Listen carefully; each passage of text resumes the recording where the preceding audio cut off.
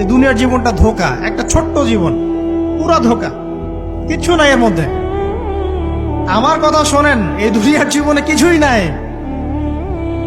চারপাশে অনেক কিছু মনে হবে, আপনার বাড়ি আছে, গাড়ি আছে, স্ট্যাটাস আছে, টাকা পয়সা, প্রতিপত্তি সব আছে। আদতে আপনি একা, আদতে আপনাকে একাই কবরে যাওয়া লাগবে, একাই আল্লাহর সাথে হিসেব নিকাশ দিতে হবে। কেউ নাই সাথে, আমাদের সাথে কেউ নাই। কিন্তু আপনি মনে করছেন যে সেলিব্রিটিজম, বড় আমি পলিটিক্যাল নেতা হয়েছি, আমাকে সবাই চেনে, আমি ইকোনমিক সেক্টরে লিড দেই, রাষ্ট্রকে লিড দেই, আমি ধর্মতাত্ত্বিক ক্ষেত্রে লিড দেই, আমাকে দেখলে মানুষ বাহবা দেয়, ইত্যাদি ইত্যাদি। দিন শেষে আমি একা, আপনিও একাই।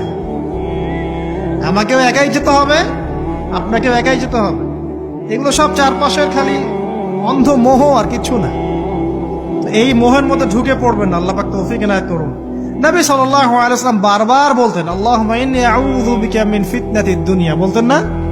হে আল্লাহ, আমি এই দুনিয়ার ফিতনা থেকে তোমার কাছে আশ্রয় প্রার্থনা করছি। ওয়া ইন্নী আউযু বিকা মিন ফিতনাতিন নিসা, আমি মহিলাদের ফিতনা থেকেও আশ্রয় প্রার্থনা করছি। আরো দোয়া করতেন, আল্লাহুম্মা ইন্নী আউযু বিকা মিন আযাবিল কবর, হে আল্লাহ, আমি কবরের আযাব থেকে আশ্রয় প্রার্থনা করছি।